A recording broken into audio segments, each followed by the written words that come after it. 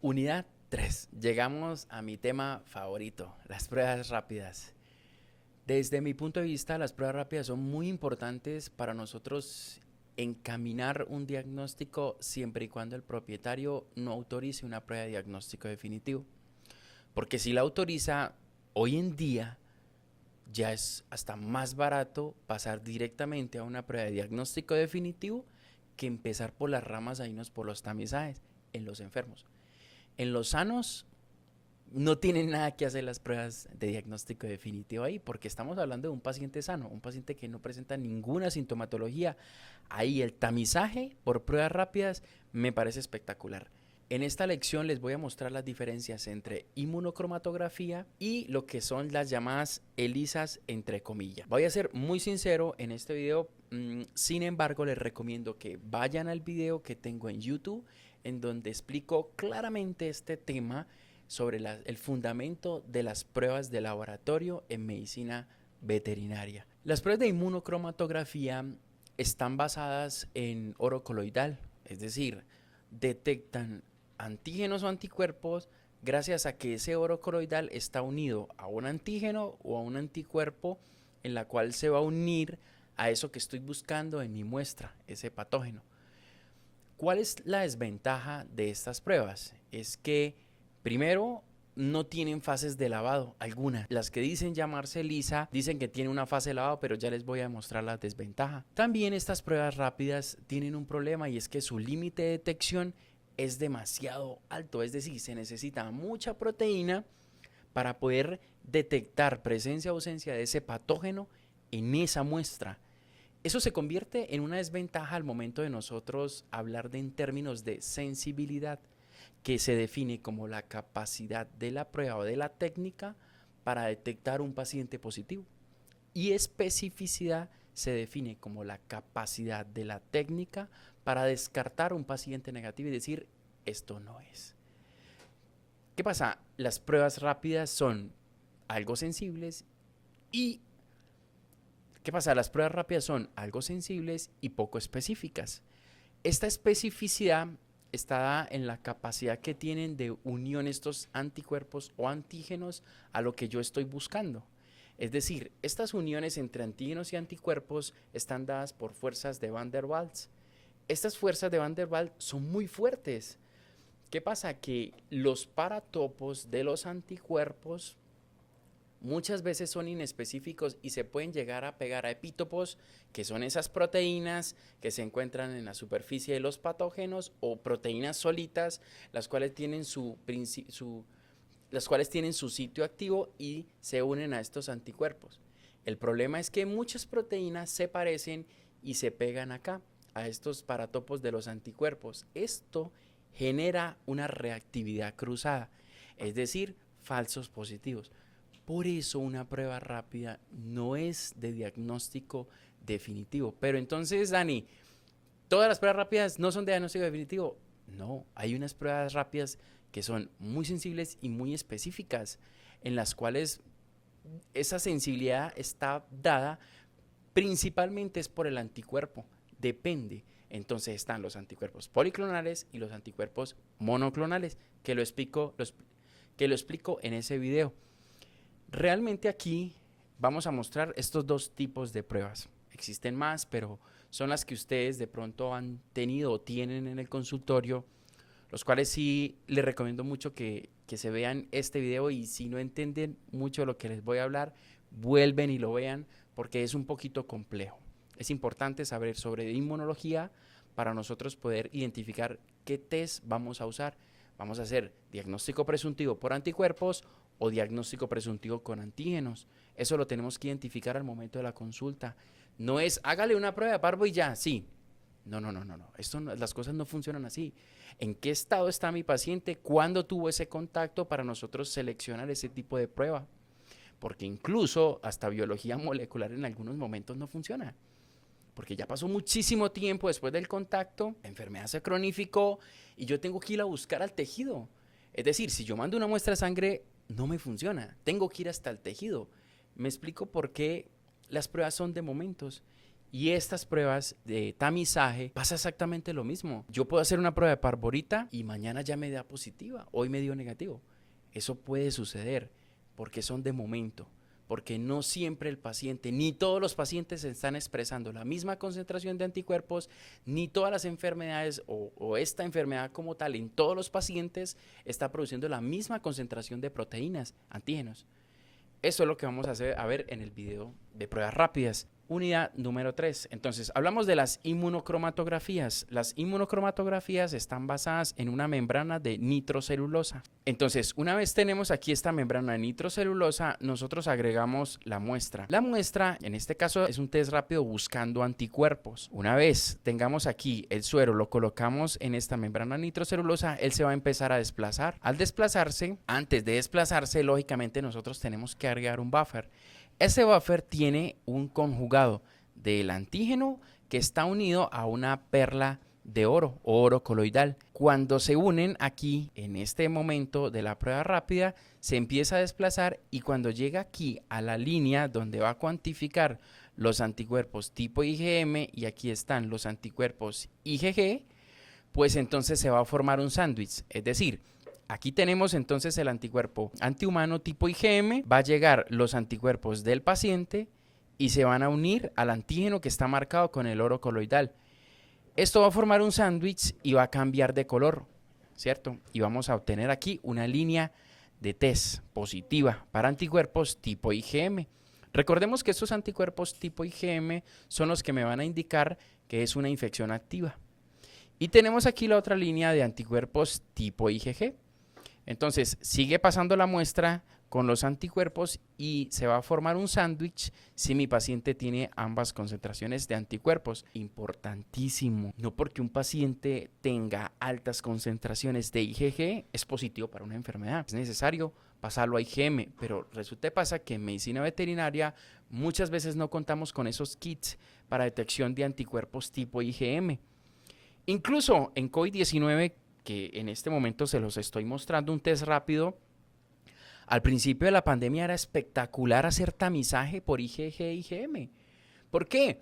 Porque muchos países no habían tenido contacto con el virus, es decir, cualquier concentración de anticuerpos tipo IgM y tipo IgG iba a ser significativa para el diagnóstico. Pero el problema de los anticuerpos en donde hay endemia, es decir, hay presencia del vector y está la enfermedad, pues no me sirve de nada hacer anticuerpos porque me van a dar falsos positivos, porque el contacto es frecuente. Si ustedes se dan cuenta, en este momento de la pandemia, estamos en el 23 de diciembre del año 2022, ya no se hacen anticuerpos. ¿Por qué? Porque ya a todos nos dio COVID-19. Lo que quiere decir que todos tenemos anticuerpos de memoria, anticuerpos de protección. Si yo me hago un test de anticuerpos para COVID-19, pues yo voy a resultar positivo, pero no tengo ninguna sintomatología. Incluso si la tuviera, hay una cosa que se llama fenómenos hiperinmunes, que le pido que se vea el video de cómo se forman esos anticuerpos. Estos fenómenos hiperinmunes es que cuando una persona se inmunosuprime, los linfocitos T y los linfocitos B de memoria empiezan a sacar copias de esos anticuerpos, incluso ni siquiera son ellos. Ellos le presentan esa información que quedó guardada en su memoria después de un contacto de una enfermedad y se activan estas células plasmáticas, las cuales son las que producen estos anticuerpos. Es decir, en un paciente inmunosuprimido podemos tener muchas pruebas, entre comillas, positivas a anticuerpos. Esto hace que sea un poco más dificultoso el diagnóstico. Le pido que, para que me crean, vayan y miren un video de VIH. Los pacientes con VIH, humanos, cuando tienen el virus y se va a hacer diagnóstico, se hacen muchas pruebas de tamizaje. Muchas dan positivas. Pero no, el paciente no es positivo a todas esas pruebas. Lo que pasa es que el paciente, como está inmunosuprimido, ha tenido muchos contactos y ha desarrollado anticuerpos. Algunos pacientes, otros no. Esto hace que el diagnóstico sea dificultoso.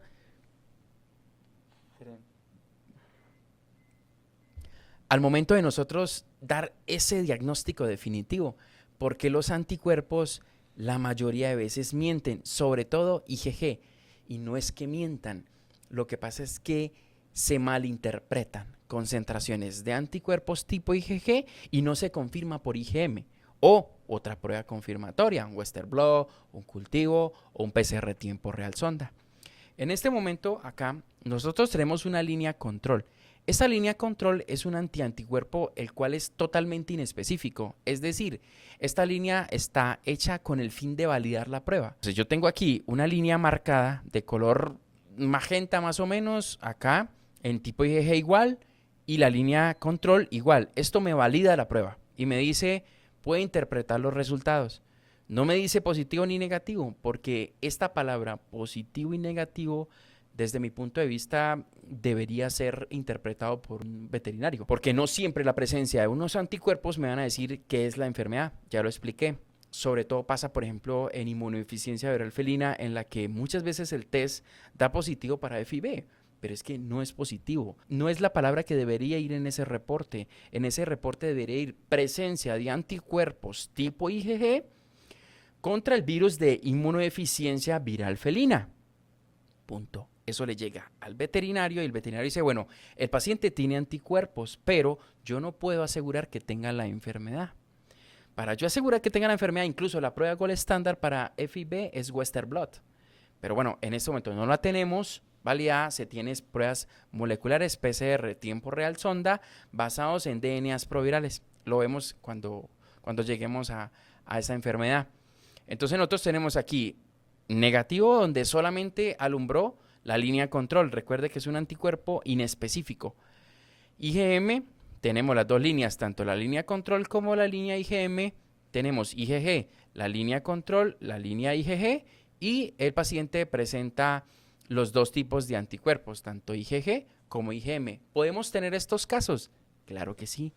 ¿Por qué? Porque un paciente que recién adquirió la enfermedad va a tener anticuerpos IgM. Si yo hice el test a los, no sé, 8 días, 10 días, pero si yo hago el test un poquito más tarde, es decir, al mes más o menos, voy a tener tanto anticuerpos IgM como anticuerpos IgG, porque los anticuerpos IgG tardan un poco más en fabricarse. Los IgM son de fase aguda. Los IgG tardan alrededor de unos 4 semanas para poderse levantar. Por eso podemos tener estos diferentes escenarios. Tenemos aquí la simulación de la ELISA, le voy a llamar yo así y la voy a bautizar así esta prueba, porque es mi punto de vista. Las ELISAs, unas verdaderas ELISAs, se llaman enzimo inmunoensayo ligado a una enzima. Esto lo diferencia de una prueba rápida es porque tiene muchas fases de lavado, alrededor de 12 fases de lavados. En este test rápido solamente se tiene una fase de lavado. Les hablaba al principio del video que los antígenos y los anticuerpos se unen por fuerzas de Van der Waals, las cuales son muy fuertes. Cuando yo oprimo el botón del SNAP, lo que hago es regresar ese buffer y eliminar las impurezas o las inespecificidades que hubieron en ese pozo. Es decir, retira lo inespecífico, pero lo que lo hace de manera ineficiente porque es solamente una fase de lavado y es solamente una presión. En una verdadera ELISA hay alrededor de 12 lavados y lo tiene que hacer una máquina, un robot, porque el brazo humano de nosotros no somos capaces de hacer los 12 lavados a fuerza, porque estas uniones son demasiado fuertes. Ahí es la diferencia de una verdadera ELISA y de una simulación de una ELISA. Este es mi punto de vista, vuelvo y les comento. ¿Cómo funcionan estos SNAP? Que la verdad, la diferencia entre una inmunocromatografía sí puede ser significativa, porque la inmunocromatografía no tiene ni una fase de lavado. Es decir, ¿qué significa eso? Pues que pueden haber más falsos positivos en una inmunocromatografía. En una ELISA, pues en una simulación de la ELISA, también pueden haber falsos positivos porque solamente hay una fase de lavado, no 12. Como pasa en una verdadera ELISA, que también cuando lleguemos allá les voy a explicar las diferencias en que hay en esas ELISAs directas e indirectas, incluso ELISAs competitivas. Acá nosotros entonces tenemos el anticuerpo marcado aquí con un conjugado. Aquí ya no son perlas de oro, sino es un conjugado que tiene una peroxidasa de rábano y tiene un sustrato. Entonces se pega aquí a la región FC del anticuerpo, yo agrego mi muestra donde tengo supuestamente el antígeno de parvo, ellos también tienen membranas de nitrocelulosa, se desplazan y en estos pocitos hay unos anticuerpos. Estos anticuerpos van a hacer un sándwich con el antígeno de mi muestra más el buffer que yo estoy aplicando. Importante la conservación de estos buffers porque como son anticuerpos secundarios, los que yo estoy lanzando, ellos son lábiles a la temperatura. Es decir, si yo dejo por fuera ese buffer, es probable que se me pueda empezar a degradar estos anticuerpos marcados con estos conjugados.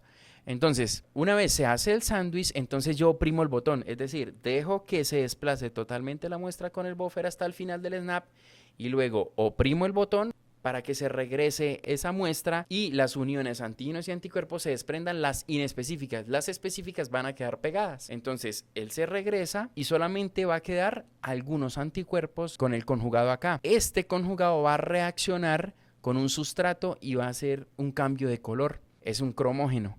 Entonces, al haber cambio de color, lo que se quedó ahí va a ser los anticuerpos o los antígenos que estoy buscando en mi muestra. Y van a ser un color como azul. Esto me va a indicar que hay presencia de antígenos o presencia de anticuerpos, porque decir positivo con anticuerpos es un error.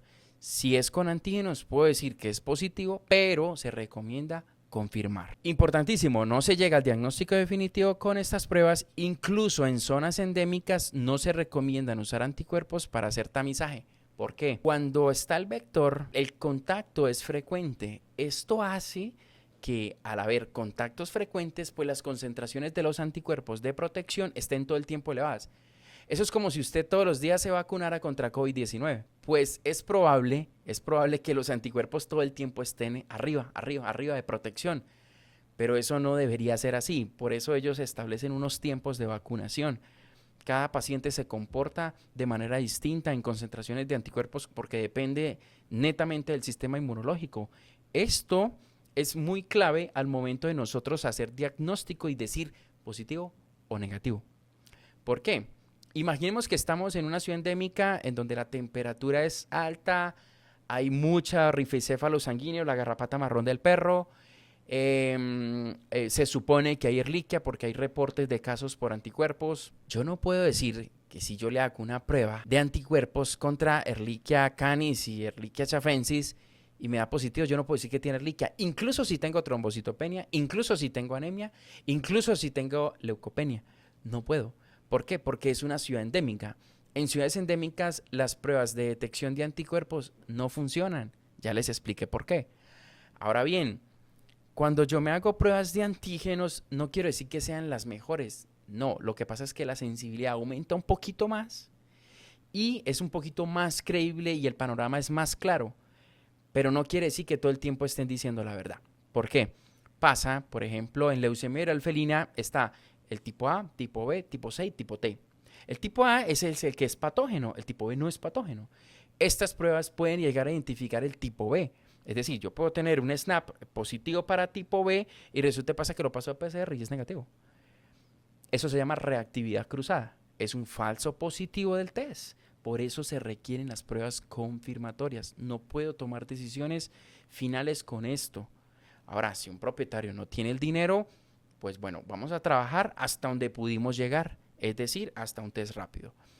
Es un error ya que el contacto es frecuente, es decir, las concentraciones de IgG la mayoría de veces está elevado, incluso en pacientes sanos. No sé si les haya pasado en los que el paciente no tiene absolutamente nada y el test rápido mide concentraciones de anticuerpos. Es un falso positivo, no hay nada. Nos vemos en el siguiente video.